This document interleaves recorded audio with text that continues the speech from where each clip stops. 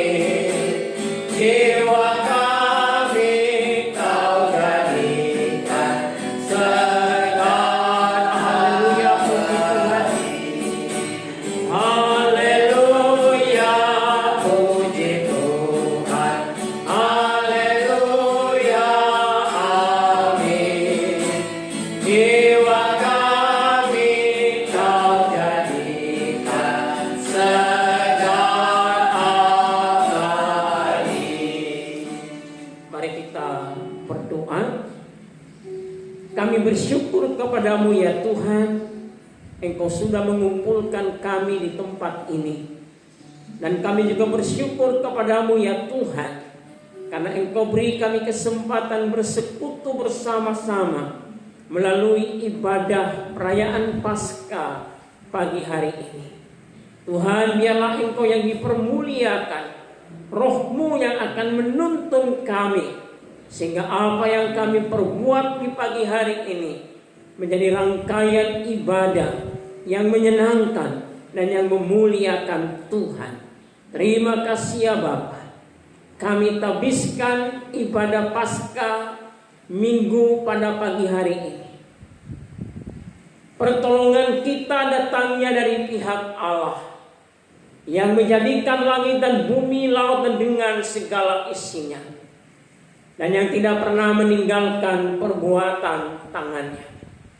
Kebaktian Paskah Minggu pagi hari ini dimulai dan ditabiskan dalam nama Bapa, Putra, dan Roh Kudus, Allah Tritunggal, menyertai dan memberkati kita semua.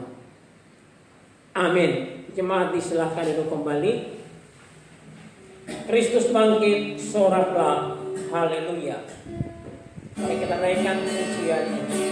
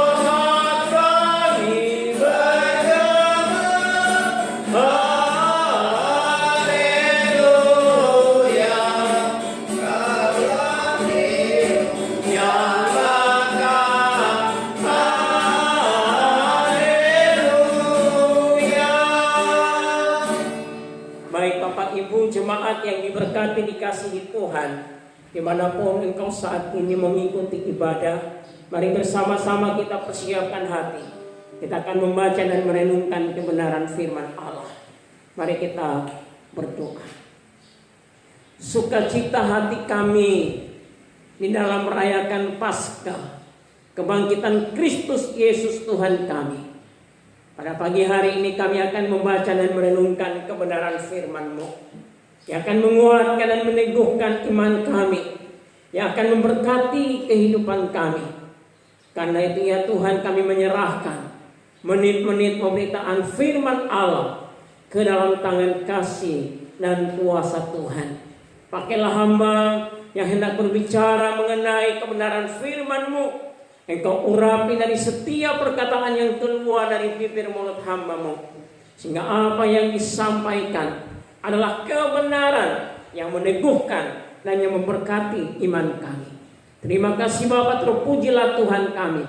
Dalam nama Tuhan Yesus firman yang hidup kami berdoa, haleluya. Amin. Baik Bapak Ibu Saudara yang diberkati Tuhan, bagian firman Allah di pagi hari ini saya siapkan dalam kembali dua bagian firman Tuhan dalam 1 Korintus pasalnya yang ke-15. 1 Korintus pasalnya yang ke-15. Dimulai dari ayat yang ke-54 bagian B sampai dengan ayatnya yang ke-58. Sekali lagi 1 Korintus pasalnya yang ke-15. Dimulai dari ayat yang ke-54b sampai dengan ayat yang ke-58. Firman Tuhan berkata demikian. Maut telah ditelan dalam kemenangan. Hai maut, di manakah kemenanganmu? Hai maut, di manakah sengatmu? Sengat maut ialah dosa, dan kuasa dosa ialah hukum Taurat. Tetapi syukur kepada Allah yang telah memberikan kepada kita kemenangan oleh Yesus Kristus Tuhan kita. Karena itu saudara-saudaraku yang kekasih, berdirilah teguh, jangan goyah, dan giatlah selalu dalam pekerjaan Tuhan. Sebab kamu tahu bahwa dalam persekutuan dengan Tuhan, jerih payahmu tidak sia-sia. Kemudian bacaan yang kedua, Bapak Ibu jemaat, mari persiapkan dalam Injil Markus pasalnya yang ke-16. Injil Markus pasalnya yang ke-16 ayat 1 sampai dengan ayatnya yang ke-8. Firman Allah berkata, setelah lewat hari Sabat, Maria Magdalena dan Maria ibu Yakobus serta Salome membeli rempah-rempah untuk pergi ke kubur dan meminyaki Yesus. Dan pagi-pagi benar, pada hari pertama minggu itu, setelah matahari terbit, pergilah mereka ke kubur. Mereka berkata seorang kepada yang lain, siapa yang akan menggulingkan batu itu bagi kita dari pintu kubur? Tetapi ketika mereka melihat dari dekat, tampaklah batu-batu yang memang sangat besar itu sudah terguling. Lalu mereka masuk ke dalam kubur dan mereka melihat seorang muda yang memakai jubah putih duduk di sebelah kanan. Mereka pun sangat terkejut. Tetapi orang muda itu berkata kepada mereka, jangan takut, kamu mencari Yesus orang Nazaret yang disalibkan itu. Ia telah bangkit. Ia tidak ada di sini. Lihatlah, inilah tempat mereka membaringkan dia.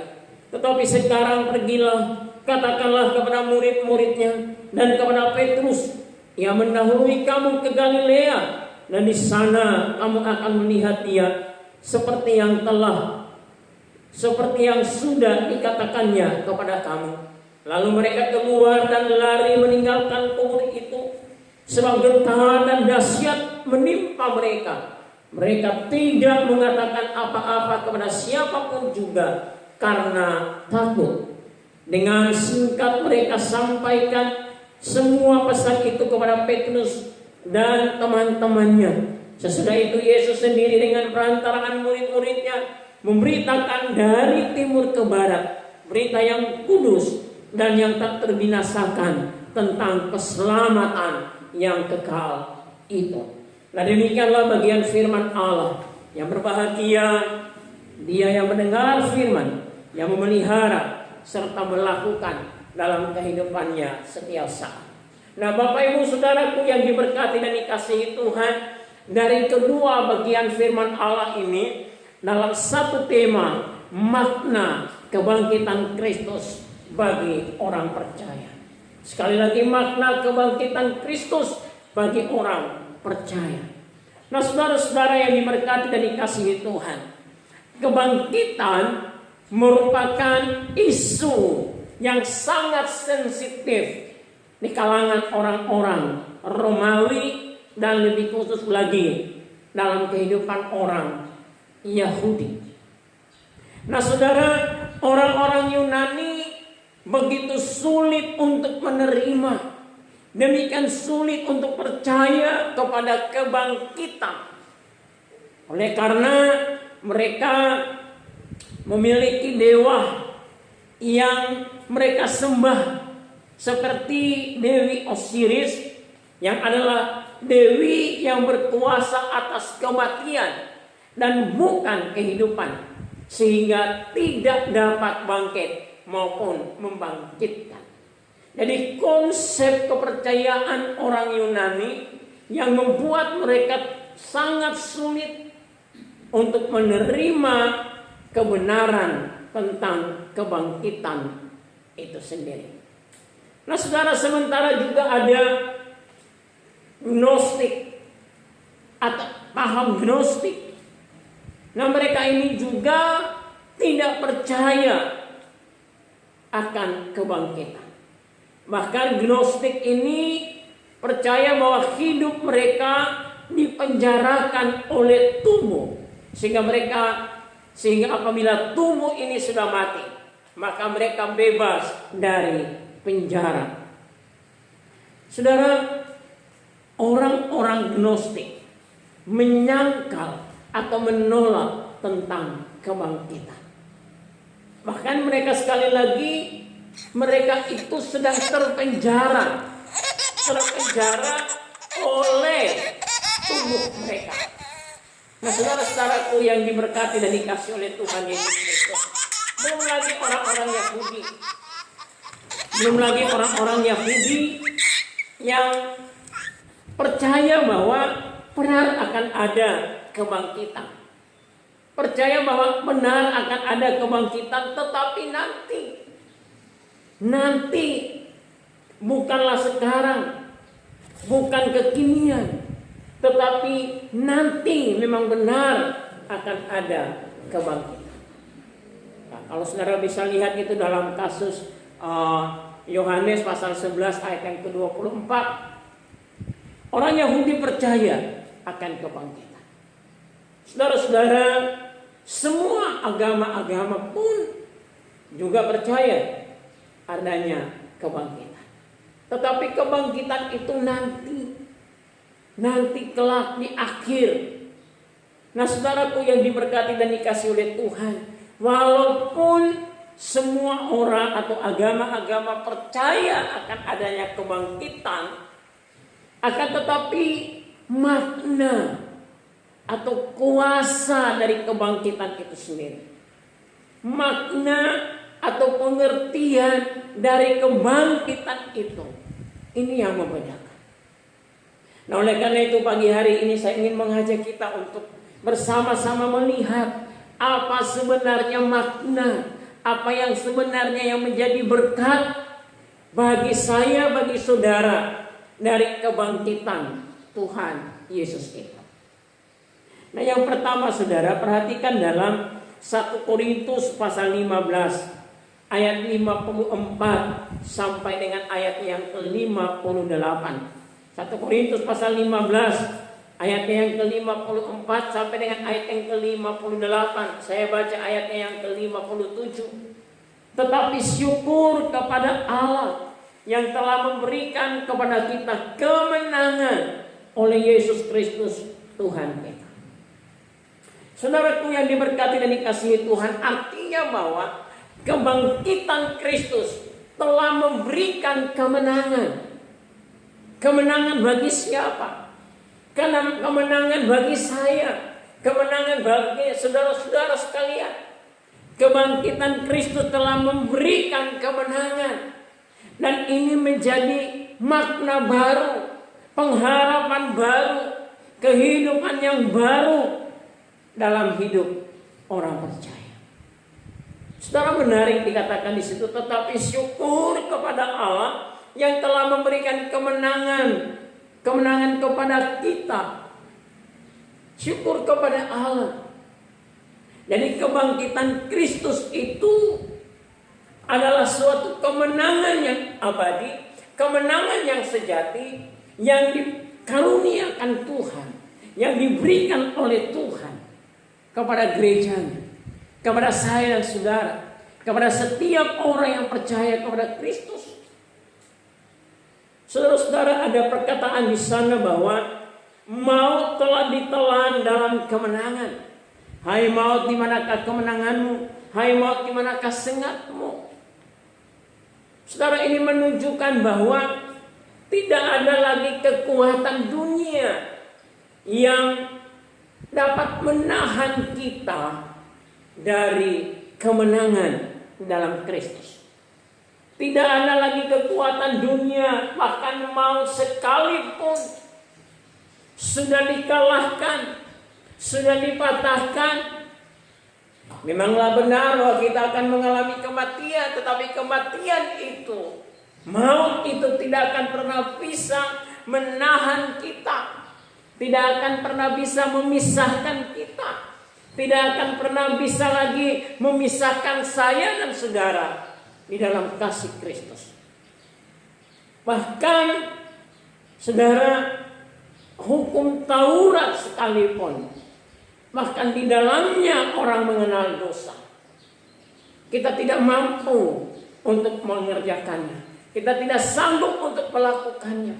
Tetapi Yesus yang dengan sempurna telah menyempurnakan hukum Taurat itu, sehingga kuasa dari hukum Taurat itu pun yang berujung kepada kebinasaan, itu pun tidak sanggup untuk memisahkan kita. Karena di dalam Kristus kita mendapatkan kasih karunia. Dalam kematiannya, dalam kebangkitannya, kita berjumpa kehidupan yang penuh pengharapan. Kita berjumpa dengan kehidupan yang penuh arti dan penuh makna. Dalam kebangkitannya, hidup saya dan saudara menjadi hidup yang baru, hidup yang berkemenangan. Saudara-saudara yang diberkati dan dikasihi oleh Tuhan, kebangkitan Kristus telah ditransferkan. Kali lagi, kebangkitan Kristus telah ditransferkan segala kuasanya, kekuatannya, kedahsyatannya kepada gereja Tuhan, kepada orang-orang percaya, kepada saya dan saudara. Saudara, oleh karena itu, kalaulah kita menjadi orang-orang yang sungguh percaya kepada Tuhan, ini menjadi berkat istimewa, ini menjadi berkat besar bagi saya dan saudara. Karena kepada kita Tuhan telah mentransferkan, Tuhan telah memberikan, Tuhan telah mengaruniakan kemenangan atas hidup ini. Apalagi yang paling mengerikan dalam kehidupan ini? Apa yang paling menakutkan dalam kehidupan ini?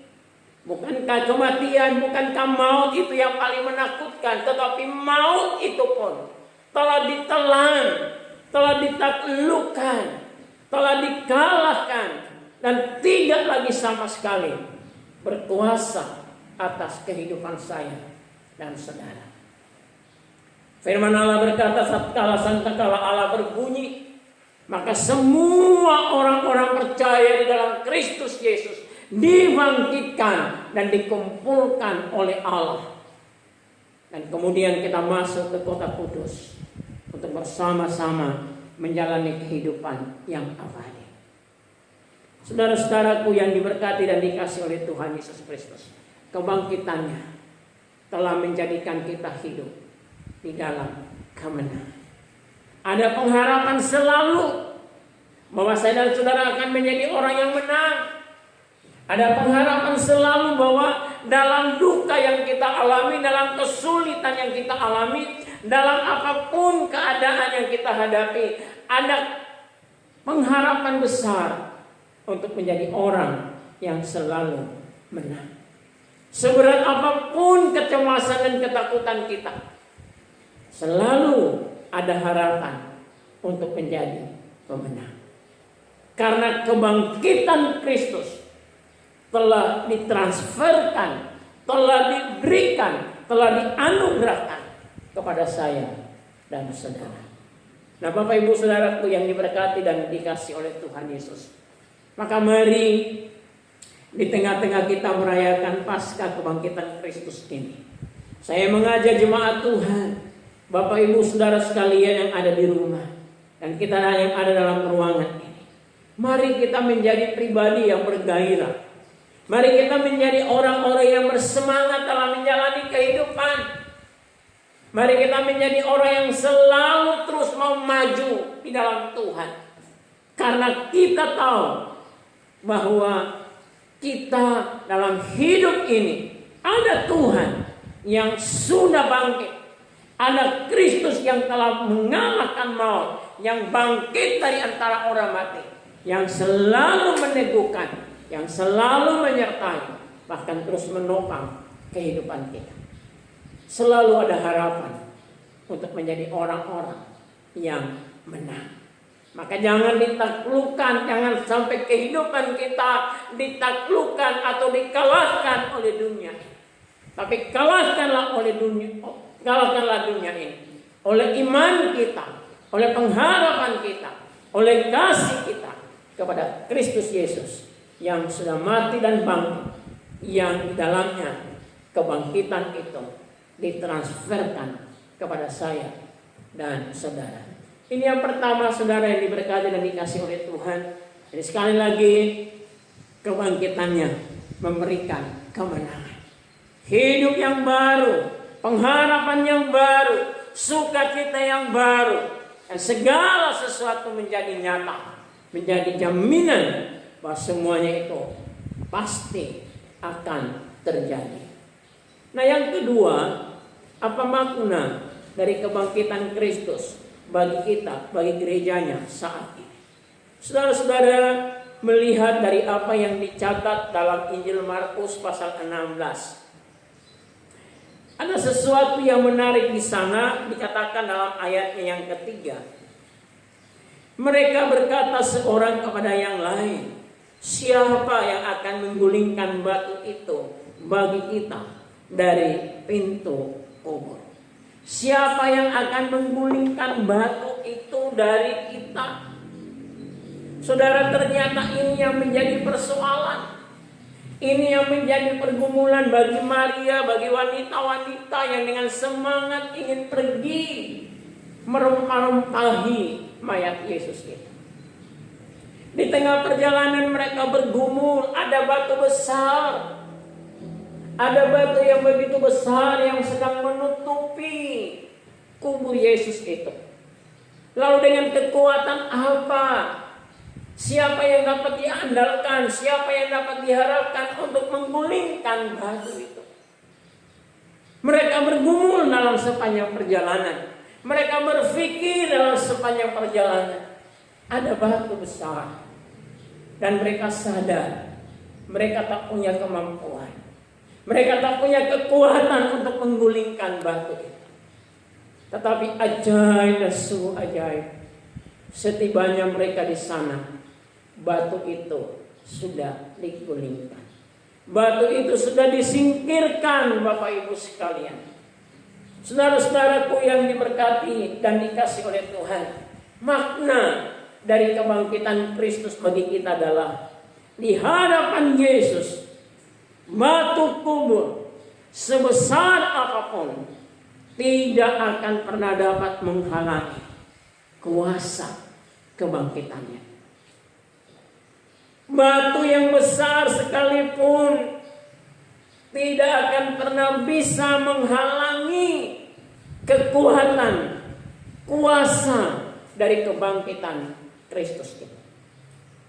Bahkan ketika murid-murid itu, ketika perempuan-perempuan itu mencoba menengok ke dalam, mereka tidak menemukan jasad Yesus. Kain yang membungkus tubuh Yesus itu pun tidak pernah dapat menahan atau menghentikan Yesus untuk keluar dari kubur ini. Maka kebangkitannya adalah merupakan fakta sejarah. Kebangkitan Yesus adalah merupakan fakta sejarah, adalah kebenaran. Saudara-saudaraku yang diberkati dan dikasihi oleh Tuhan, kembali kepada pertanyaan dan perenungan wanita-wanita tadi. Siapa yang akan menggulingkan batu itu bagi kita? Siapa, saudara? Batu itu terlalu besar, batu itu terlalu berat, dan kita tidak sanggup dan kita tidak kuat untuk menggulingkan. Saudara, kebangkitan Kristus mengingatkan kepada kita, tidak ada sesuatu yang terlalu berat, tidak ada sesuatu yang terlalu besar bagi saya dan saudara. Mungkin kita berpikir bahwa pergumulan yang kita alami, keadaan yang kita alami saat ini sungguh berat. Memang kenyataannya memang apa yang tengah diperhadapkan kepada bangsa kita, bahkan kepada bangsa-bangsa, kepada negara-negara, kepada dunia ini secara keseluruhan. Saudara, ini bukan perkara kecil, ini bukan perkara yang gampang. Tetapi saya harus berkata dan harus mengajak kepada kita bahwa percayalah bahwa Kristus yang bangkit, dengan kuasa kebangkitannya itu, batu yang besar sekalipun tak dapat menahannya. Pergumulan keadaan bangsa kita yang besar bagaimanapun, oleh kuasa kebangkitan Kristus dapat diselesaikan, dapat ditaklukkan. Pergumulan-pergumulan dalam pribadi kita, pergumulan-pergumulan dalam rumah tangga kita, saudara, saya harus berkata dan mengajak kita untuk sungguh-sungguh mengimani, mungkin itu adalah batu besar bagi saudara, tetapi jangan lupa Kristus yang bangkit itu sanggup menggulingkan batu itu dari kehidupan saudara. Kristus yang bangkit, Kristus yang bersama dengan saudara, yang mampu memindahkan, menggulingkan, menyingkirkan batu-batu penghalang, batu-batu pergumulan, batu-batu kesulitan dalam kehidupan kita ini. Saudaraku yang diberkati dan dikasihi oleh Tuhan, tidak ada yang dapat menahan ketika kuasa kebangkitan Kristus itu sungguh-sungguh nyata dalam hidup orang percaya. Dan kita harus belajar untuk mengimani, kita harus belajar untuk meyakini, untuk memelihara kebenaran ini. Saudara, kita harus menerima dalam iman yang mungkin hanya sebesar biji sesawi yang kita miliki. Saya senang dengan ungkapan ini, iman yang sebesar biji sesawi. Mungkin iman yang ada padaku, iman yang ada pada Bapak Ibu sekalian jemaat Tuhan, iman kita mungkin hanya kecil, hanya sebesar biji sesawi.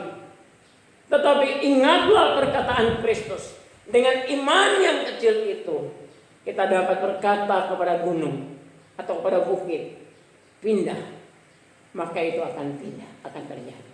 Artinya bahwa dengan iman yang kecil itu, sesuatu yang dahsyat, sesuatu yang besar akan terjadi dalam kehidupan saya dan saudara. Nah, kebangkitan Kristus, kuasa kebangkitannya haruslah diimani, benar-benar diyakini, diterima, dijaga dan dipelihara dalam iman kita. Maka dengan iman yang mungkin hanya sebesar biji sesawi yang ada padaku dan yang ada pada Bapak Ibu sekalian, kita bisa menghadapi dunia ini. Kita bisa menghadapi dan menaklukkan dunia ini. Kita bisa menghadapi tantangan-tantangan sebesar apapun. Karena iman yang sekecil itu saja bisa berdampak besar dalam kehidupan kita. Oh saudaraku yang diberkati dan dikasihi oleh Tuhan, kuasa kebangkitan Kristus menjadikan anak-anak Tuhan, menjadikan gereja-gereja Tuhan hidup di dalam kemustahilan. Hidup di dalam hal-hal yang tidak mungkin, tetapi menjadi mungkin. Kebangkitan Kristus menjadikan saya dan saudara, menjadikan obadan-obadan kita semua keluar di pastori ini, menjadikan jemaat Tuhan yang ada di rumah, yang ada di dalam kota, yang ada di Palangisan, dan kaum keluarga kami dimanapun berada. Kebangkitan Kristus sekali lagi memungkinkan kita untuk hidup di dalam hal-hal yang tidak mungkin. Menjadikan kita hidup dalam hal-hal yang mustahil, tetapi bisa terjadi dalam kehidupan kita. Karena batu yang besar sekalipun, kain kafan yang melilit dalam tubuhnya sekalipun, tidak akan pernah dapat menghalangi ataupun mengikat dari kuasa kebangkitannya. Karena itu Bapak Ibu Saudara yang diberkati Tuhan, mari kuasa kebangkitan Kristus miliki, yakini, pelihara dan jaga dalam imanmu. Yang mungkin hari ini iman kita sedikit ataupun kecil, tapi percayalah, sekecil apapun iman dapat berdampak besar dalam kehidupan. Nah yang ketiga Bapak Ibu yang terakhir, apa yang menjadi makna kebangkitan Kristus?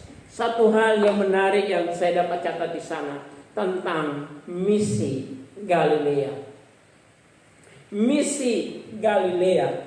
Saudara, menarik sekali bagaimana Yesus berkata kepada wanita-wanita itu, pergi dan katakanlah kepada murid-muridku untuk bertemu dengan aku di Galilea. Saudara-saudara, ada apa sebenarnya di Galilea? Menjadi sesuatu yang sangat menarik. Menjadi sesuatu yang sangat menarik untuk kita pelajari tentang misi Galilea. Ada beberapa yang saya catat di sana, saudara, bahwa Galilea adalah menjadi tempat yang istimewa bagi Yesus. Yesus dibesarkan di Galilea. Dia memilih murid-muridnya di Galilea. Diikuti oleh orang-orang Galilea. Berkhotbah di Galilea.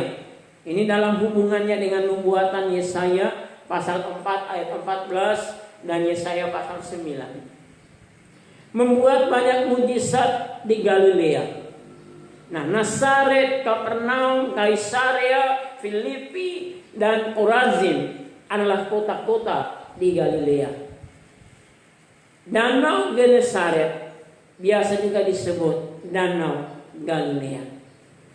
Dalam Injil Matius, Yesus sedang ke Sungai Yordan, atau dalam Injil Matius, Yesus datang ke Sungai Yordan dari Galilea. Nah, saudara-saudara, lalu kemudian ia memerintahkan juga kepada murid-muridnya, pergi dan di Galilea kamu akan berjumpa dengan aku. Bahkan misi mandat ilahi dalam pasal Matius pasal 28 itu, Yesus memberikan mandat ilahi, mandat penginjilan itu di Galilea. Dan sampai kepada ketika ia terangkat ke surga, yang hadir di situ adalah orang-orang Galilea.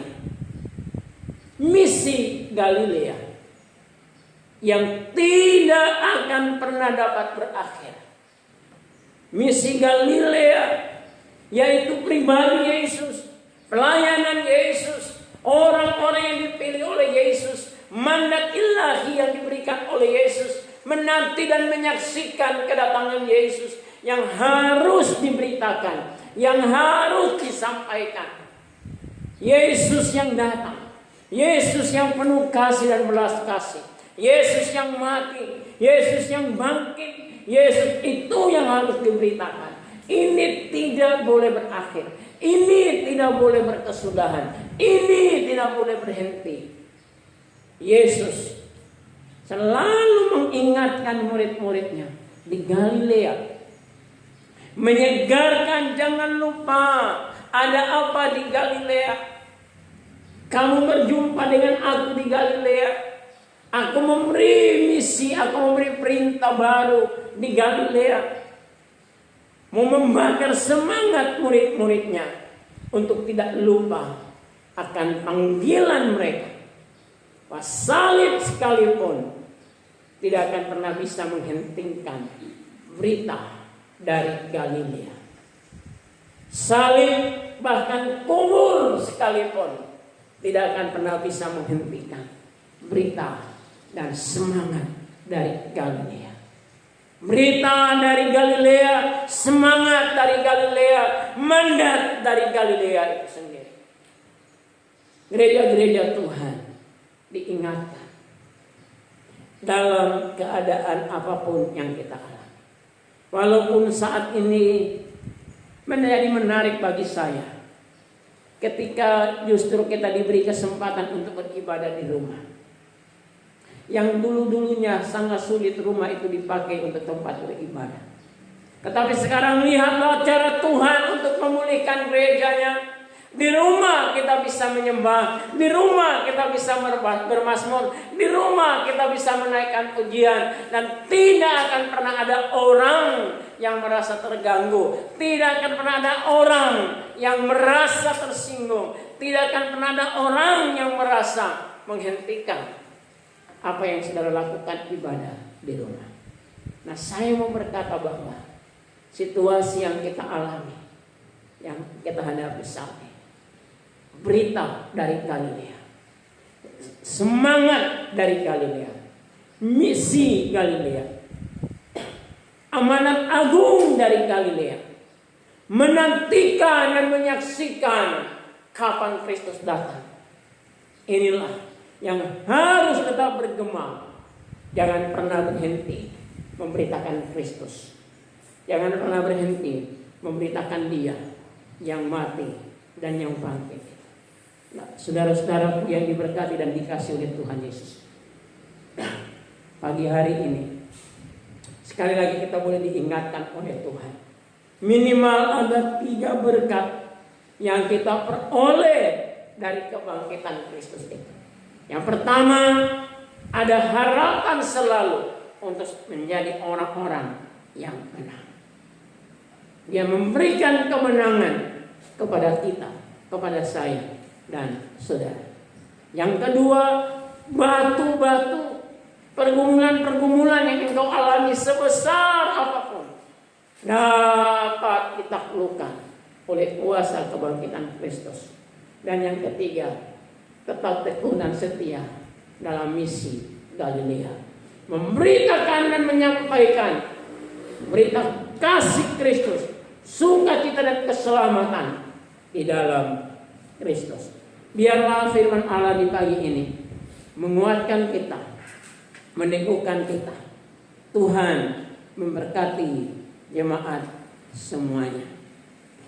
Ibu Umi dalam doa syukur dan juga doa syafaat. Bapa, kami sudah mendengarkan firman-Mu.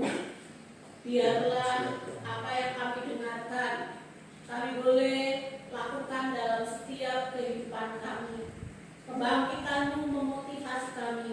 Ada kemenangan, ada harapan baru, ada sukacita baru, karena melalui kebangkitan-Mu itulah Tuhan. Maka setiap problem yang kami hadapi, setiap hal yang kami hadapi seberat apapun, Tuhan pasti memberikan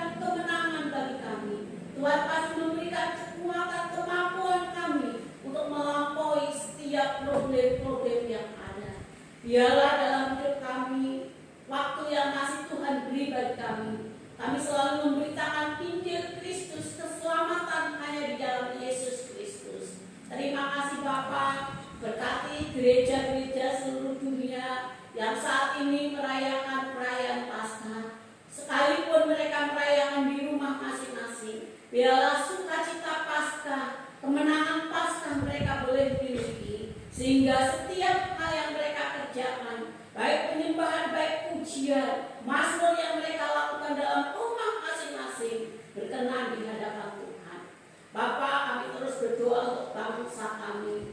Kami sangat mengasihi bangsa Indonesia ini. Amin. Mari Tuhan lawatlah bangsa kami. Ya Tuhan. Berkati Presiden dalam menangani kasus COVID-19 ini. Tuhan terus memberikan hikmat kemampuan. Biarlah Tuhan sebagai Panglima tertinggi bangsa ini dalam mengomando setiap daerah, setiap masyarakat. Biarlah masyarakat juga sadar akan protokol yang dikeluarkan oleh pemerintah untuk menjaga jarak. Terus untuk memutus COVID-19 ini Tuhan. Belas kasihan Allah terus menolong untuk bangsa kami. Para medis yang terus menangani, para dokter, para perawat, Tuhan terus memberikan kemampuan, kekuatan, ekstra yang daripada Allah. Biarlah Tuhan obat-obatan yang terus dikonsumsi oleh orang-orang yang positif, Tuhan terus pakai, sehingga setiap orang yang mengalami positif corona ini boleh memperoleh kesembuhan yang daripada Tuhan. Tuhan kuatkan mereka, Tuhan hibur mereka, Tuhan berikan semangat bahwa mereka boleh melalui itu dengan baik, dan suatu saat mereka boleh sembuh. Berkati Tuhan untuk bangsa kami, untuk daerah kami Bulukumba, Tuhan terus jaga, pelihara, lindungi Bulukumba ini Tuhan. Dalam perekonomian, kesejahteraan, Tuhan terus menolongnya. Kami berdoa untuk setiap masyarakat Bulukumba.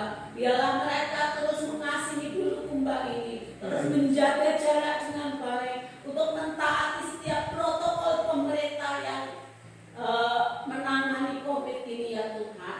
Terima kasih Bapa, terima kasih Yesus. Berkati juga untuk setiap jemaat GKI Bulukumba, baik yang ada dalam kota, baik yang ada di Palangisan. Tuhan memberkati usaha dan pekerjaan mereka. Tuhan menutup mulut dengan darah yang kudus. Jauhkan mereka dari virus corona ini Tuhan, baik di dalam rumah, baik di luar rumah, baik dalam usaha dan pekerjaan mereka. Perlindungan Tuhan nyata. Terima kasih Bapa, berkati kami, baik yang ada di pastori ini. Tuhan juga terus jaga pelihara kami. Berkati opa, oma, dokter. Tuhan juga lindungi, tutup bungkus dengan darah-Mu yang kudus. Bahkan cucu menantu di Medan, di Jakarta, di Surabaya, Tuhan juga lindungi mereka. Terima kasih Bapa, saudara-saudara kami, dimanapun mereka berada, Tuhan juga jaga pelihara mereka. Biarlah sukacita Paskah ini boleh dirasakan karena perlindungan dan pemeliharaan Tuhan terus berada di tengah-tengah mereka. Kami pertaruhkan hanya di dalam nama Tuhan kami Yesus Kristus. Haleluya. Amin. Amin. Terima kasih. Mari kita bangkit berdiri. Kuperlukan juru selamat agar jangan putus asa.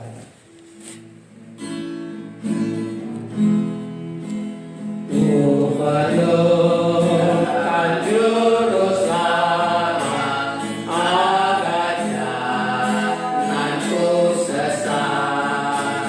Lalu harus kurasakan bahwa Tuhan sudah datang, maka jiwaku tenang. Takkan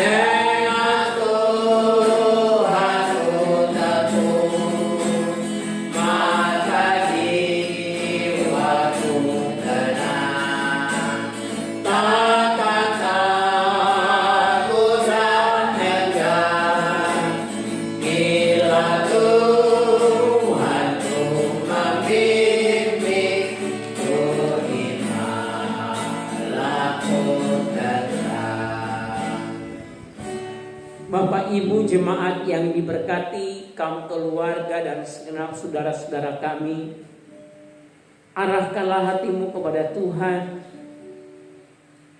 terimalah berkat-Nya. Tuhan memberkati engkau dan melindungi engkau. Tuhan menyinari engkau dengan wajah-Nya dan memberi engkau kasih karunia. Tuhan menghadapkan wajah-Nya kepadamu dan memberi engkau damai sejahtera. Dalam nama Bapa, Anak, dan Roh Kudus. Amin. Amin.